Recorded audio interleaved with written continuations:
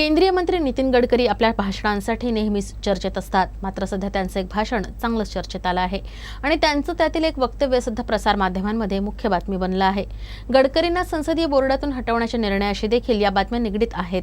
यामुळे देखील ते त्रस्त झाले आहेत. यामुळे बातम्या त्यांच्या विरोधात असलेलं राजकीय षडयंत्र असल्याचं सांगत त्यांनी न्यायालयात जाण्याचा इशारा दिला आहे. केंद्रीय मंत्री नितीन गडकरी आपल्या भाषणांसाठी नेहमीच चर्चेत असतात. एखाद्या नेत्यात आवश्यक गुणांमध्ये भाषण कौशल्य सर्वात जास्त महत्त्वाचं असतं, तर नितीन गडकरींमध्ये चांगल्या संकल्पनांसह भाषण कौशल्याचंही गुण आहे. तर चर्चित भाषण देणाऱ्या नेत्यांमध्ये नितीन गडकरींचा समावेश होतो. मात्र त्यांच्या भाषणावर होत असलेल्या वृत्तांकनामुळे सध्या नितीन गडकरी त्रस्त झाले आहे. बुधवारी नवी दिल्लीत आयोजित कार्यक्रमात त्यांनी जवळपास अर्धा तास भाषण दिलं. यात त्यांनी मी मंत्रिपदही सोडायला तयार असल्याचं ते म्हणाले. मात्र प्रसार माध्यमांनी हे वाक्य चांगलंच उचलून धरलं. त्यामुळे गडकरींना मात्र तब्बल 3 वेळा ट्विट करून वृत्त चुकीचं असल्याचं सांगावं लागलं. तर ऐकूयात नितीन गडकरी नेमकं काय म्हणाले. एक कुलकर्णी करके कमिश्नर थे, वो भी बड़े सुसंस्कृत और अच्छे अधिकारी थे. तो फिर मेरे से रहा नहीं गया, तो मैंने कहा सर ये तुम्हारे बस का काम नहीं है, ये ऐसे काम में मैं बहुत माहिर हूँ, तो एक काम करो ये मेरे ऊपर छोड़ दो, मुझे कोई चिंता नहीं क्या परिणाम होते हैं और मैं ये काम करूँगा. आपको संभव हुआ तो मेरे पीछे खड़े रहो, नहीं रहा तो फर्क नहीं पड़ता, मेरा गया तो गया पद, चिंता नहीं. मैं गया. एक मर्चेंट नाम के दरियापुर में परतवाड़ा में रहते एक मुस्लिम अधिकारी सुपरिटेंडिंग इंजीनियर थे. मैं राजदूत पर, उस समय राजदूत थी, उसमें पूरे जगह पर घूम कर आया, कोई रोड नहीं. तो मैंने कहा तुम एक फाइल तैयार करो और फाइल तैयार करने के बाद मंत्रालय में भेजो.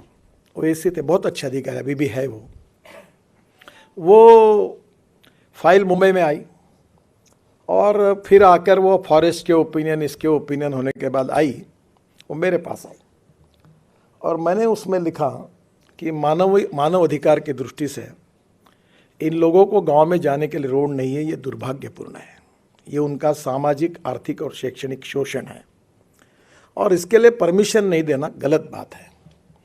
और इसलिए मैं मंत्री होने के नाते ये निर्णय देता हूँ कि एक्ट कुछ भी कहे, मैं ऐसे आदेश देता हूँ कि यह 450 गाँव में रोड बननी चाहिए और इसके बाद एक्ट के आधार पर कोई अगर इसकी रिस्पॉन्सिबिलिटी फिक्सअप होगी तो मैं जब तक मंत्री हूँ तब तक और उसके बाद में भी ये व्यक्तिगत मेरी जिम्मेदारी होगी और उसके लिए मैं जिम्मेदार रहूँगा. ये लिखकर मैंने तांबे करके, हमारे सेक्रेटरी थे, उन्होंने देखकर उन्होंने कहा कि तुम साहब आपने ऐसे कैसे लिखा. मतलब कोई फ़र्क नहीं पड़ता, मैं राजनीतिक पेशावर नहीं हूँ, जो होगा सो देखा जाएगा. और मैं गया. क्या कहा वो मैं अब नहीं बताऊंगा फॉरेस्ट वालों के लिए, क्योंकि वो ठीक नहीं होगा. पर मैंने 450 गाँव में रोड बना दिया. माजी परराष्ट्र सेवा अधिकारी आणि परराष्ट्र सचिव ज्ञानेश्वर मुळे यांचं पुस्तक नोकरशाहीचे रंगच्या प्रकाशन सोहळ्यात ते बोलत होते. सरकार आणि प्रशासनातील वेळ काढू धोरणांची त्यांनी वारंवार पोलखोल केली आहे. त्यांनी या कार्यक्रमात याची पुनरावृत्ती केली. याचा दाखला देण्यासाठी त्यांनी राज्याचे सार्वजनिक निर्माण कार्य मंत्री असतानाच मेळघाटचा उल्लेख करत तेथील कामाची माहिती दिली.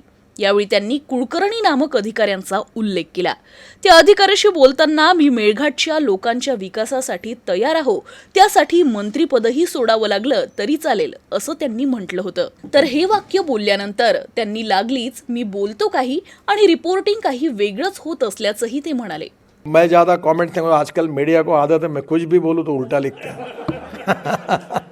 तो मैं ब्यूरोक्रेसी में कोई भी कमेंट्स करूँ तो कहीं ना कहीं कहाँ का जोड़ देते हैं और दिन भर चलाते हैं. Every should loyal to his profession. मैंने जो कहा उसके ऊपर मैं कायम रहूँगा. पर ब्यूरोक्रेसी के बारे में कभी कभी time is the biggest capital. और मैं अक्सर एक बात कहता हूँ, जो मुणी जी की क्षमा मांगकर और जितने प्रतिनिधि क्षमा मांग के बताता हूँ, कि जिन लोगों को 1 तारीख को तनख्वाह मिलता है वो जीवन भर टाइम नाम के विषय का महत्व कभी नहीं समझते. संसदीय बोर्डात त्यांना जागा न मिळणं हे यामागचं महत्त्वाचं कारण आहे. त्यामुळे नाराज गडकरी सरकारवर हल्लाबोल करत असल्याची चर्चा आहे. आपल्या ट्विटमध्ये त्यांनी हे वृत्तांकन माझ्या विरोधातील राजकीय षडयंत्र असल्याचं ते म्हणाले. तर सरकार पक्ष आणि कार्यकर्त्यांच्या हितार्थ न्यायालयात जाण्याचा इशारा त्यांनी दिलाय. तर गडकरींनी आपल्या भाषणाची लिंक देखील शेअर केली आहे.